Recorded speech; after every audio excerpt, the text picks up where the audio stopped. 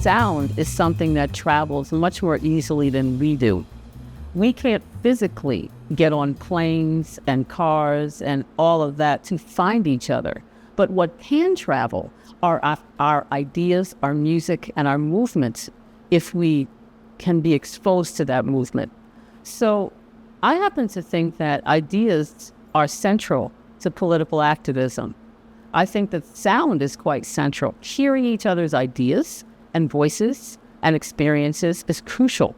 And even when there is a language barrier, you don't have to understand the words to get a sense of what is going on.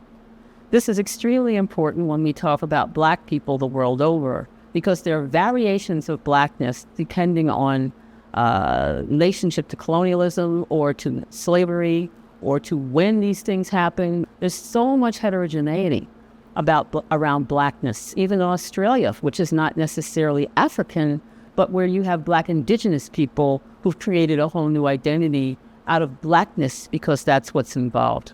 So Black to me isn't just biological. It's fundamentally cultural, connected with experience. It's all of that.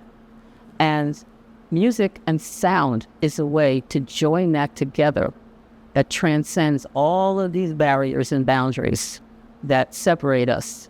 And this, to me, by the way, is the great gift that hip-hop is giving the world, because hip-hop has the technology to travel much further and much faster than in the past.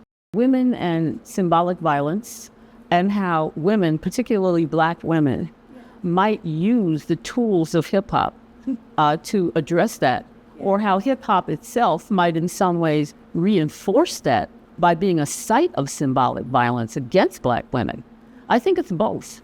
I think some of what I see is definitely a problem for Black women in American hip-hop. I cannot speak to Brazilian hip-hop because I'm not so sure about that. But I also see at the same time a very strong Black women's feminist voice within hip-hop. So I think it's a medium that allows for the space for poetry, for music, for art, for women to claim that space, which I actually think Black women have done in a very powerful way in the U.S. I'm guessing that's also the case here, because everyone I meet seems to already be in some ways in that space or moving toward that space. So I'm very encouraged if younger women in particular can say, my body is mine, it is not yours. My body is mine. If I want to make money off of it, that's what I'm going to do. It's none of your business. This is not a moral issue. This is a question of freedom and autonomy over myself and my own life.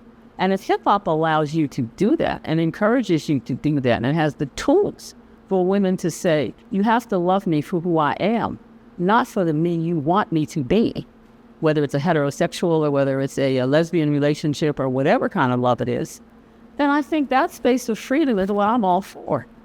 So to me, I like what I see in hip-hop. To be honest with you, this is not I'm like well before hip-hop is what I'm saying. But I like what I'm seeing in terms of the personal freedom that people are claiming within hip-hop. And I'll talk about that a bit tonight. I'm using expression unapologetic Blackness.